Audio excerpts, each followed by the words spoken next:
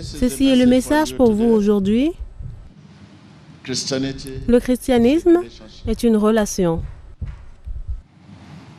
Mon test de référence sera pris dans le livre de Matthieu 22. Jésus leur parla de nouveau en parabole et dit, verset 2, le royaume des cieux est semblable à un roi qui fit des noces pour son fils. Verset 3, il envoya ses serviteurs pour appeler ceux qui étaient invités aux noces. Mais ils ne voulurent pas venir. Prenez note de cela. Le manque de volonté. Verset 4. Il envoya encore d'autres serviteurs en disant, dites aux invités, j'ai préparé mon festin, c'est-à-dire tout ce qui est nécessaire. Je vais vous amener à notre test de référence maintenant au verset 37. Jésus lui dit, tu aimeras le Seigneur ton Dieu de tout ton cœur, de toute ton âme et de toute ta pensée. Verset 38. C'est le premier et le grand commandement. Wow. C'est là où nous allons. Et je vais vous conduire dans le livre de Jean 21, verset 15. Après qu'ils eurent mangé, Jésus dit à Simon-Pierre, Simon, fils de Jonas, m'aimes-tu plus que ne le font ceux-ci?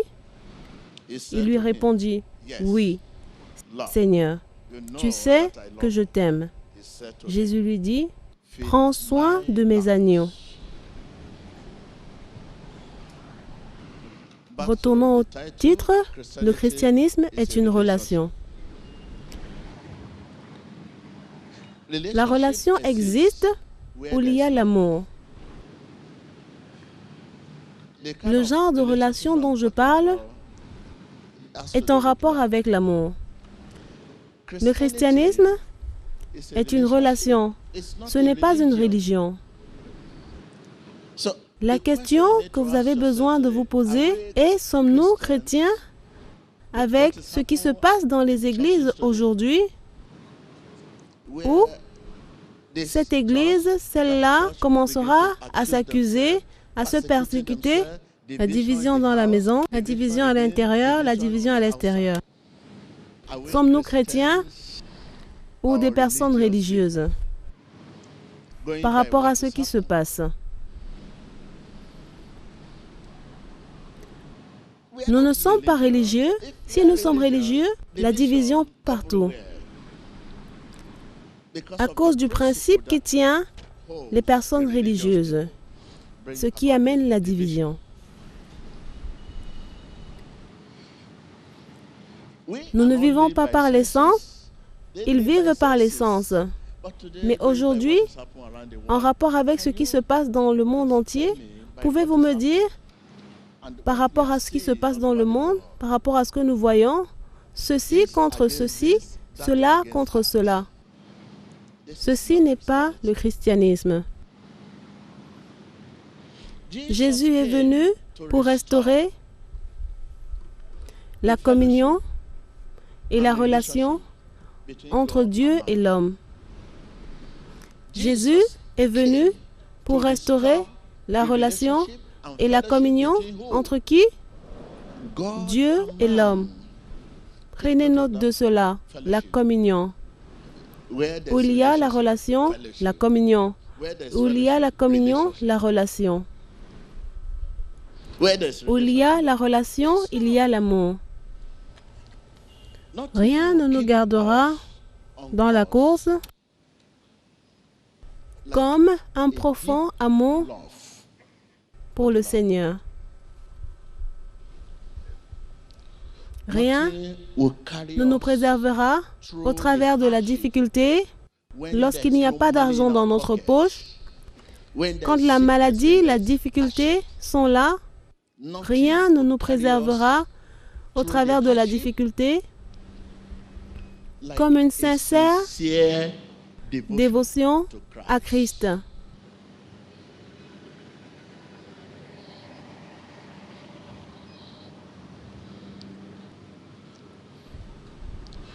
Le ministère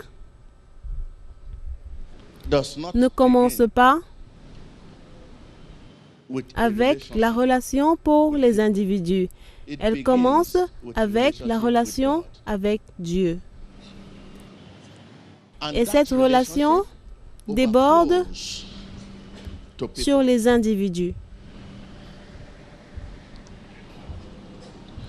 Lorsque vous avez une relation avec les individus, vous devez savoir d'où cette relation émane.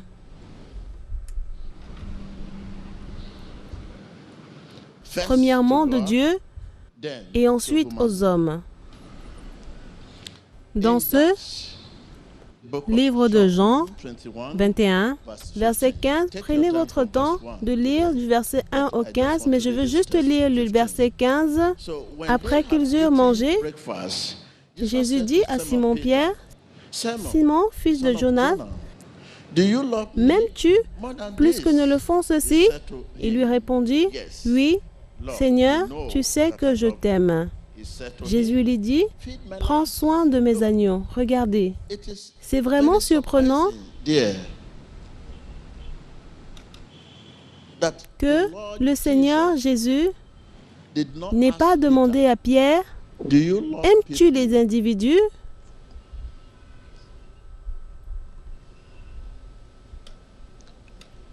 Aimer les individus est important pour le ministère. Aimer Dieu est plus important.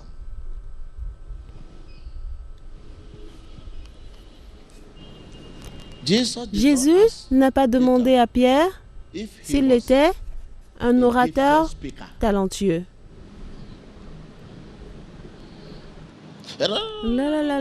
Jésus, oui, dans le nom de Jésus, Amen. Il n'a pas demandé à Pierre s'il était un orateur talentueux, un leader talentueux.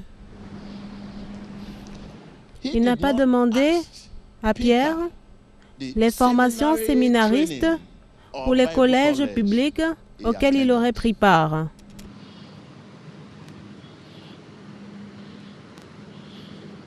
Ces choses sont importantes, mais elles ne sont pas le problème. Dites à votre voisin, ces choses sont importantes, mais elles ne sont pas le problème.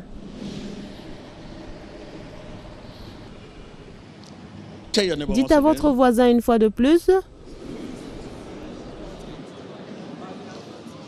elles ne sont pas le problème.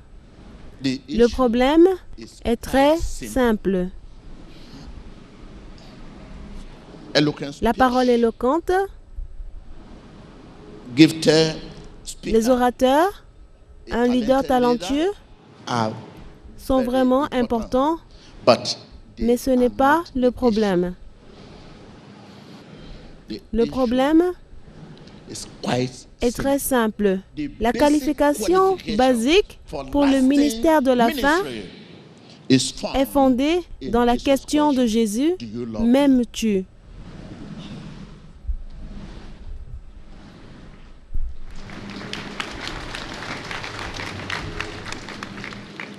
En d'autres mots, as-tu une relation avec moi? Parce que la relation ne peut pas exister sans l'amour.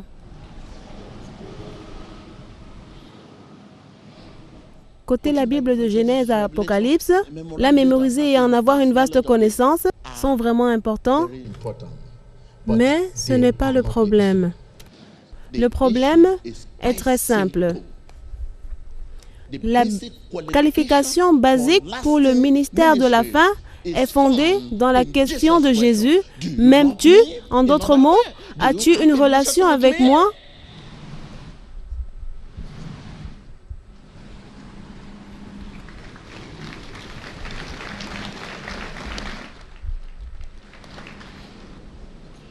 C'est la question que Jésus vous pose. L'Église aujourd'hui a été prise, submergée par les dons naturels des hommes. Les techniques oratrices, l'amitié, l'habilité à inspirer a pris le dessus de l'Église, ce qui amène Satan à commencer à sauter dans l'Église de Dieu. Les dons naturels des hommes, les habiletés, les talents et l'éducation, vous pouvez parler très bien. Vous ouvrez la Bible, vous commencez à prêcher la parole de Dieu.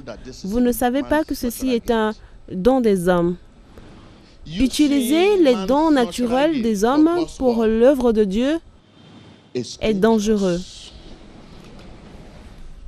C'est un défi pour l'Église aujourd'hui et cela a réduit le royaume de Dieu à la connaissance humaine. L'éducation, l'habileté, les talents doivent être obéissants à la volonté de Dieu avant qu'ils ne puissent recevoir la bénédiction de Dieu.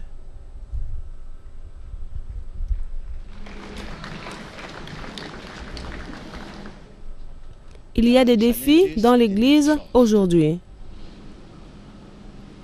L'utilisation des talents naturels des hommes, les talents, habiletés et l'éducation. Il s'agit de la connaissance séculaire et notre corps est le laboratoire. Pendant que le don surnaturel de Dieu, notre cœur est le laboratoire.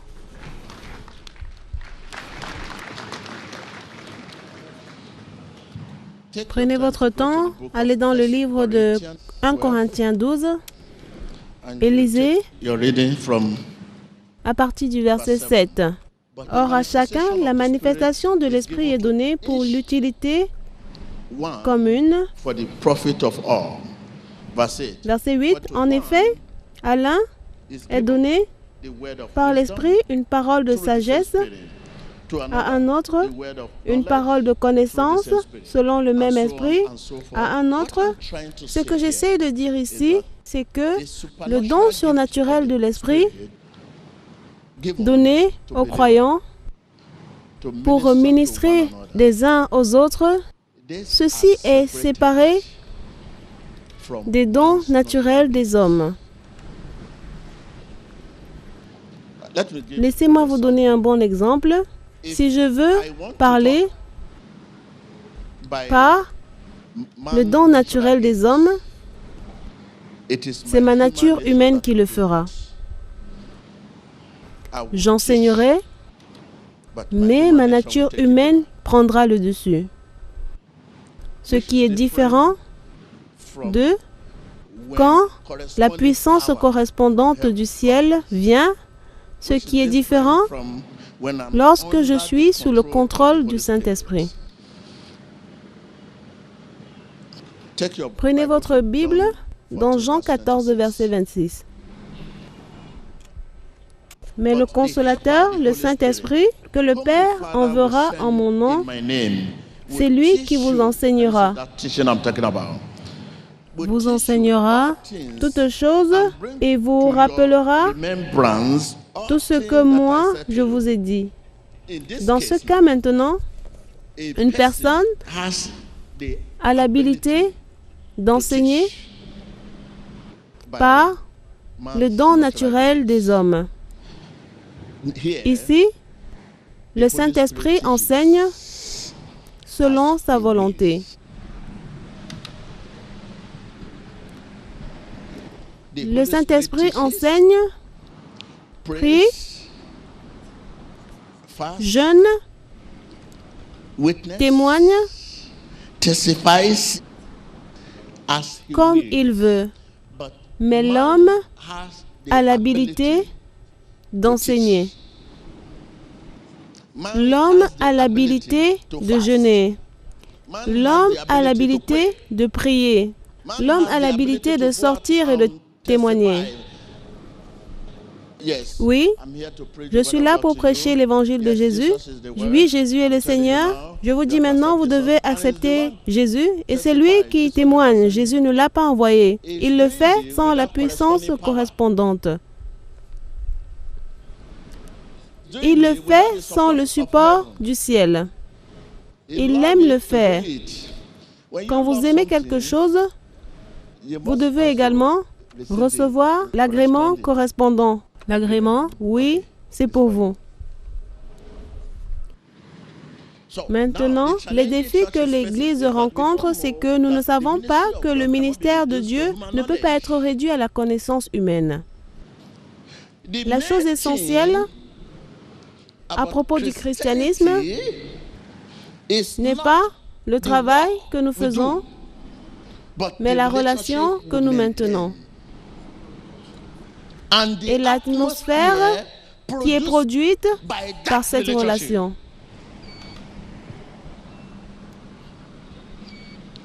Et l'atmosphère qui est produite par cette relation.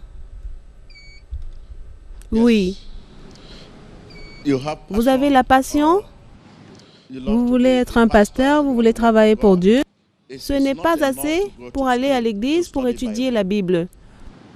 Lorsque vous étudiez la Bible, vous l'étudiez. Mais qu'en est-il de la relation dont nous parlons? Vous devez bâtir cette relation. Ce que nous faisons pour Dieu n'est que le reflet de la relation que nous avons avec Dieu. Dites à votre voisin, ce que nous faisons pour Dieu n'est que le reflet de la relation que nous avons avec Dieu.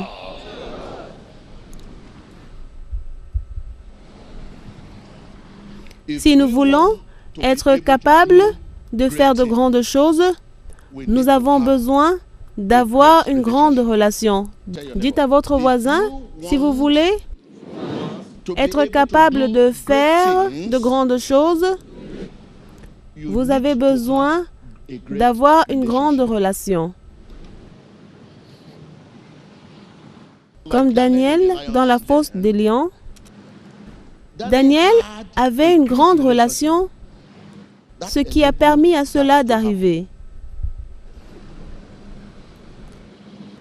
Si vous voulez avoir un ministère qui est fort, votre relation doit être forte.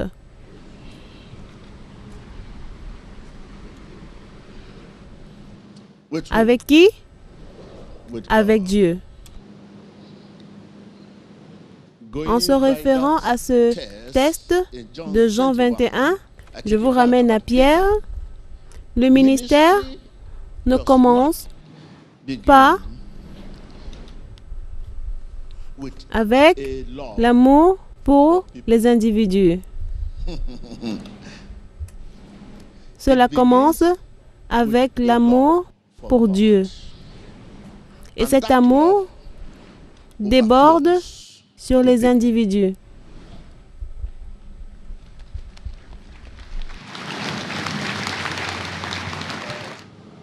Ce message veut vous dire que vous devez centrer votre vie. Centrez-la. Lisons ensemble à nouveau ce que Jésus dit ici. C'est très clair. Et j'aime cela. Écoutez ce qu'il dit.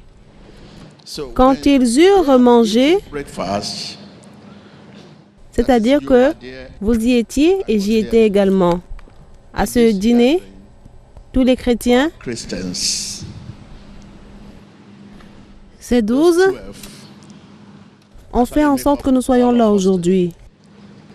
Vous y étiez, j'y étais. Dites à votre voisin, j'y étais, tu y étais. Donc dans cette question, vous insérez votre nom. Quand nous étions assis ensemble, mangeant ensemble, nous y étions tous. Après qu'ils eurent mangé, Jésus dit à Simon-Pierre, un de nous est Simon-Pierre. Simon, fils de Jonas, m'aimes-tu plus que ne le font ceux-ci? Il lui répondit, oui, Seigneur, tu sais que je t'aime. Jésus lui dit, prends soin de mes agneaux. N'oubliez jamais que le ministère ne commence pas avec l'amour pour les individus. Il commence avec l'amour pour Dieu. Et cet amour déborde sur les individus.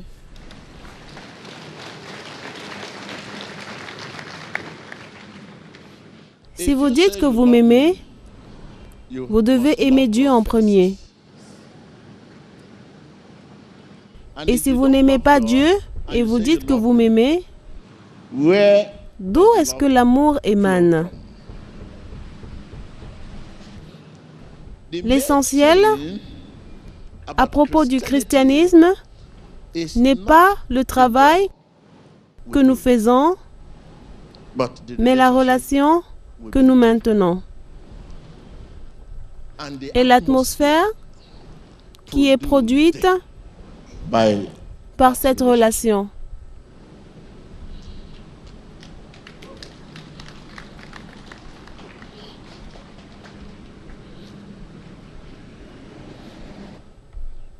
Rien ne nous gardera dans la course comme un profond amour pour le Seigneur. Lorsque toute chose semble être confuse, lorsqu'il semble y avoir du trouble partout, c'est votre amour pour Christ qui pourra vous maintenir. Qu'est-ce qui peut me séparer de l'amour de Dieu? Quelqu'un peut-il me répondre? La maladie peut-elle me séparer? L'affliction? La dépression? La difficulté? Qu'est-ce qui peut vous séparer de l'amour de Dieu? Pouvez-vous vous lever maintenant et crions cela? Disons rien. Rien ne me gardera dans la course comme un profond amour pour le Seigneur. Oui. Lorsqu'il n'y a pas d'argent dans votre poche, c'est votre amour pour Christ qui vous gardera. Qu'est-ce qui peut vous séparer de l'amour de Christ? La maladie? L'affliction? La pauvreté? Qu'est-ce qui peut vous séparer? Vous pouvez vous asseoir. Merci Seigneur. Dites à votre voisin, le christianisme est une relation. Je ne vous entends pas. Merci Jésus.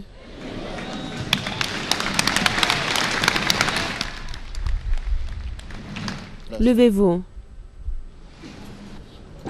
Maintenant, ouvrez vos lèvres et dites, Jésus a été ressuscité de la mort pour que je puisse recevoir une nouvelle vie. Maintenant, dans le puissant nom de Jésus, commencez à recevoir une nouvelle vie. Priez. Resucitó para darme una nueva vida. En el nombre de Jesucristo, recibo una nueva vida. Dans le nom puissant de Jésus, nous avons prié. Jésus-Christ a été ressuscité des morts pour que je reçoive une nouvelle vie. Dans le nom de Jésus-Christ, dans le sang de Jésus-Christ, je reçois une nouvelle vie aujourd'hui. Recevez une nouvelle vie aujourd'hui. Dans le nom puissant de Jésus, dans le sang de Jésus, je reçois une nouvelle vie. Une nouvelle vie dans le puissant nom de Jésus-Christ.